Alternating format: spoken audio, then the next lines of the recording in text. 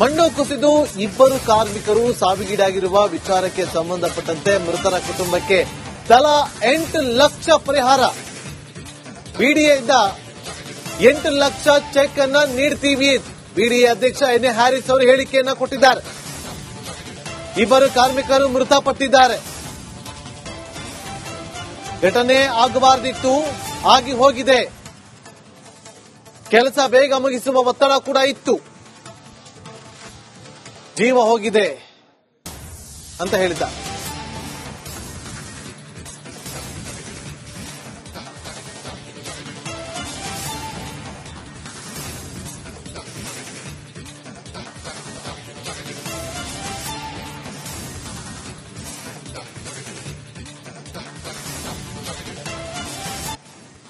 ಬೆಂಗಳೂರಿನಲ್ಲಿ under pass ಕಾಮಗಾರಿ ನಡೆಯುವ ಸಂದರ್ಭದಲ್ಲಿ ಮಣ್ಣು ಕುಸಿದು ಅವಶೇಷಗಳ ಅಡಿಯಲ್ಲಿ ಸಿಲುಕಿಕೊಂಡು ಇಬ್ಬರು ಮೃತಪಟ್ಟಿರುವಂತಹ ಘಟನೆ ಬೆಂಗಳೂರಲ್ಲಾಗಿದೆ. ಇನ್ನು ಉಳಿದ ಮೂವರಿಗೆ ಗಂಭೀರವಾಗಿ ಗಾಯ ಆಗಿದ್ದು ಅವರನ್ನ ಆಸ್ಪತ್ರೆಗೂ ಕೂಡ ದಾಖಲು ಮಾಡಲಾಗಿದೆ. ಮಣ್ಣಿನ ತಡೆಗೋಡೆ ಕುಸಿದು ಇಬ್ಬರು ಸಾವಿಗೀಡಾಗಿದ್ದಾರೆ. ಅಂಡರ್ ಪಾಸ್ ಕಾಮಗಾರಿ ವೇಳೆ ನಡೆದಿರುವಂತಹ ಅವಘಡ ಇದು.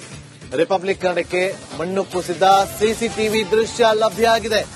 ಮಣ್ಣು ಕುಸಿಯುತ್ತಿರುವಂತಹ ಎಕ್ಸ್ಕ್ಲೂಸಿವ್ ದೃಶ್ಯ ರಿಪಬ್ಲಿಕ್ ಕನ್ನಡಕ್ಕೆ ಲಭ್ಯ ಆಗಿದೆ. ಕಂಠೀರವ ರಸ್ತೆಯಲ್ಲಿ ಕಾಮಗಾರಿ ನಡೀತಾ ಇತ್ತು. ಆ ಸಂದರ್ಭದಲ್ಲಿ ಮಣ್ಣು ಕುಸಿದಿದೆ.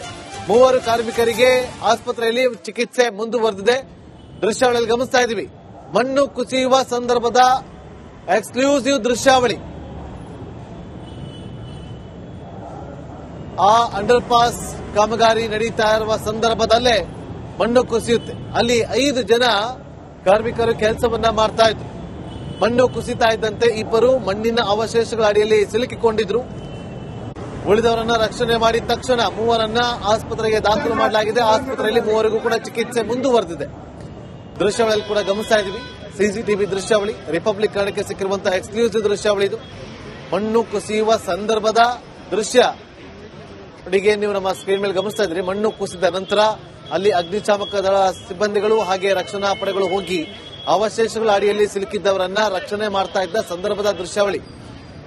ಯಾರೆಲ್ಲ ಆ ಅವಶೇಷಗಳ ಅಡಿಯಲ್ಲಿ ಸಿಲುಕಿಕೊಂಡಿದ್ರು ಅವರನ್ನ ತಕ್ಷಣ ಆಸ್ಪತ್ರೆಗೆ ಶಿಫ್ಟ್ ಮಾಡುವಂತ ಕೆಲಸವನ್ನ ಕೂಡ ಮಾಡಲಾಗಿತ್ತು. ಮೂವರು ಗಂಭೀರವಾಗಿ ಗಾಯಗೊಂಡಿದ್ರು. ಅವರನ್ನ ಆಸ್ಪತ್ರೆಗೆ ಶಿಫ್ಟ್ ಮಾಡಲಾಗಿದೆ. ಆಸ್ಪತ್ರೆಯಲ್ಲಿ ಅವರಿಗೆ ಚಿಕಿತ್ಸೆಯನ್ನ ಕೂಡ ಕೊಡಿಸಲಾಗ್ತದೆ. ಇನ್ನು ಇಬ್ಬರು ಅವಶೇಷಗಳ ಅಡಿಯಲ್ಲಿ ಸಿಲುಕಿಕೊಂಡು ಮೃತಪಟ್ಟಿದ್ದಾರೆ ಅನ್ನೋ ಮಾಹಿತಿ ಸಿಗ್ತಾ ಇದೆ. ನಾವೀಗ ರಾಜಕುಮಾರ್ ಸಮಾಧಿ ಬಳಿ ಇರುವಂತಹ ಒಂದು ಅಂಡರ್ ಪಾಸ್ ನಲ್ಲಿ ಏನು ವರ್ಕ್ ನಡೀತಾ ಇದೆ ಆ ಜಾಗದಲ್ಲಿ ಇದ್ದೀವಿ. ಆ ಜಾಗದಲ್ಲಿ ಇಂದು ಏನು ಇಬ್ಬರು ಕಾರ್ಮಿಕರ ಮೇಲೆ ಮಣ್ಣು ಕುಸಿದ ಪರಿಣಾಮವಾಗಿ ಅವರಿಬ್ಬರು ಸಾವನ್ನಪ್ಪಿರುವಂತದ್ದು ನೀವು ದೃಶ್ಯಗಳನ್ನು ನೋಡ್ತಾ ಇರಬಹುದು. ಇದೇ ಒಂದು ಜಾಗದಲ್ಲಿ ಹಲವು ವರ್ಷಗಳಿಂದಲೂ ಕೂಡ ಕಾಮಗಾರಿ ನಡೀತಾ ಇದೆ.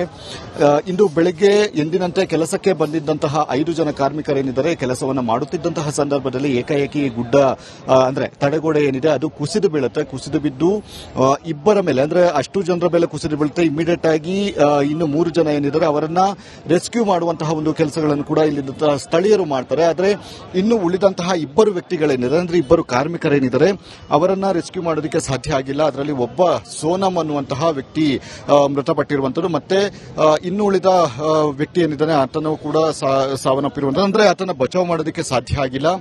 ಈ ಹಿನ್ನೆಲೆಯಲ್ಲಿ ಸದ್ಯ ಈ ಒಂದು ಪ್ರಕರಣಕ್ಕೆ ಸಂಬಂಧಿಸಿದಂತೆ ಇಲ್ಲಿ ಸ್ಥಳೀಯವಾಗಿ ಪೊಲೀಸರಿಗೂ ಕೂಡ ಇಮಿಡಿಯೇಟ್ ಆಗಿ ವಿಚಾರಣೆಯನ್ನು ಮುಟ್ಟಿಸಲಾಗಿತ್ತು. ನಂತರ ಅಗ್ನಿಶಾಮಕದ ರಕ್ಷಣಾ ಸಿಬ್ಬಂದಿಗಳು ಬಂದು ತೆರವು ಕಾರ್ಯಾಚರಣೆ ಮಾಡುವಂತಹ ಮುಖಾಂತರ ಉಳಿದ ಶವವನ್ನು ಕೂಡ ಈಗಾಗಲೇ ತೆರವುಗೊಳಿಸಲಾಗಿದೆ. ಮತ್ತು ಇನ್ನು